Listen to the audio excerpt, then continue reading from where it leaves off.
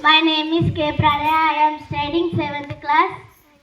Respected headmaster, teachers, Sarpanch, Upa Sarpanch, AAPC chairman, I wish you all happy Republic Day. Republic Day is a national festival of India.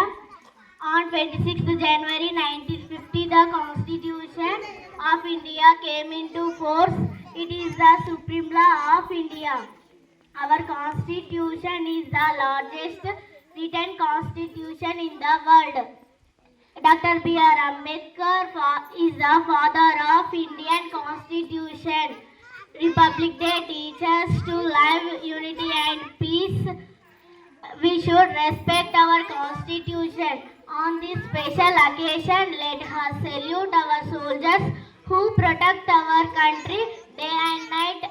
I am proud to be an Indian. I love my country. Thank you. Jai Hind, Jai Bharat.